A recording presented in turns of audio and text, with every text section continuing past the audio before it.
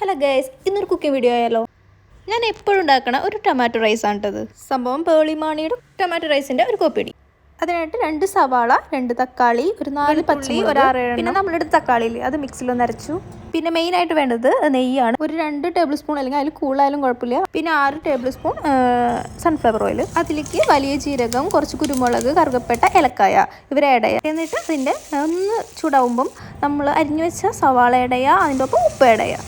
എന്നിട്ട് അത് വേവൺ ടൈം കൊണ്ട് നമുക്ക് അരി കഴുകാം. ജീരകശാല അരിയാണ് കേട്ടോ നല്ലത്. അപ്പോൾ അതൊരു 3 കപ്പ് അരി എടുത്തു. അപ്പോഴേക്കും നമ്മുടെ സവാളൊക്കെ റെഡി ആയിട്ടുണ്ട്. അതിലേക്ക് നമ്മൾ അരച്ച് വെച്ച തക്കാളി ആഡ് ചെയ്തു. അതിലേക്ക് ഞാൻ 1 ടേബിൾ സ്പൂൺ മുളക് പൊടി ഇട്ടു, 1 ടേബിൾ സ്പൂൺ മല്ലിപ്പൊടി, അതിലേക്ക് കുറച്ച് മഞ്ഞൾപ്പൊടിയും പിന്നെ 1/2 സ്പൂൺ ഗരം മസാലയും ആഡ് ചെയ്യുക. പിന്നെ മറ്റേ മാഗിയുടെ ചിക്കൻ സ്റ്റോക്കില്ലേ അതും കൂടി ആഡ് ചെയ്യാം. അതിടുമ്പോൾ പ്രത്യേക ടേസ്റ്റ്. കൂടുതൽ അരി എടുക്കുവാണെങ്കിൽ 2 ക്യൂബ് ഇട്ടും നല്ല ടേസ്റ്റ് ഉണ്ടാവും. പിന്നെ ഇതെല്ലാം തിളച്ച് വന്നപ്പോൾ ഞാൻ ഇതിലേക്ക് കുറച്ച് കൂടുതൽ കാഷ്നട്ട് ഇട്ടിട്ട്, കാരണം എത്ര കൂടുതലുണ്ടോ അത്രയും ടേസ്റ്റ് ഉണ്ടാവും. പിന്നെ കുറച്ച് മല്ലിയില ആഡ് ചെയ്തു. പിന്നെ അതൊക്കെ കഴിഞ്ഞിട്ട് നമ്മൾ എന്ത് ചെയ്യും, വെള്ളം ഒഴിക്കേണ്ട. അപ്പോൾ 1 ഗ്ലാസ് അരിക്ക് 1.5 ഗ്ലാസ് വെള്ളം ഉപ്പൊക്കെ നോക്കിയിട്ട് ആവശ്യമുണ്ടെങ്കിൽ ഉപ്പിടാം. എന്നിട്ട് നമ്മൾ കഴുകിയ അരി അതിലേക്ക് ആഡ് ചെയ്യുക. പിന്നെ കുക്കറിൽ വെക്കുമ്പോൾ മീഡിയം ടു ലോ ഫ്ലെയിമിൽ വെക്കണം. വന്നില്ലെങ്കിൽ കുഴപ്പമില്ല, ഒരു 10-12 മിനിറ്റ് വെക്കും. ആ സമയം കൊണ്ട് തന്നെ നമുക്ക് സാലഡ് തയ്യാറാം. ഞങ്ങളുടെ ഇവിടെ കച്ചമ്പർ എന്ന് പറയും. അപ്പം ഞാൻ എന്ത് ചെയ്തു, സവാള എടുത്തു, അടുത്ത് കുറച്ച് മല്ലിയില, പച്ചമുളകും പിന്നെ തൈരും ആഡ് ചെയ്തു. അങ്ങനെ അതും സെറ്റായി. ഈ സമയം കൊണ്ട് നമ്മുടെ കുക്കർ തയ്യാറൊക്കെ പോയിട്ടുണ്ടാവും. അങ്ങനെ കണ്ടോ, അടിപൊളിയായിട്ടുണ്ട്. കാണേക്കാളും കൂടുതൽ ടേസ്റ്റാണ്.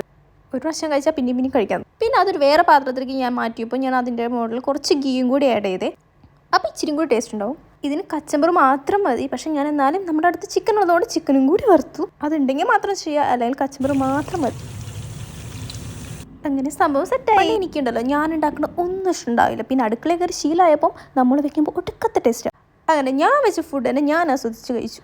അപ്പോൾ നിങ്ങളും ട്രൈ ചെയ്യൂ. അപ്പോൾ അത്രയുള്ളൂ, ബൈ.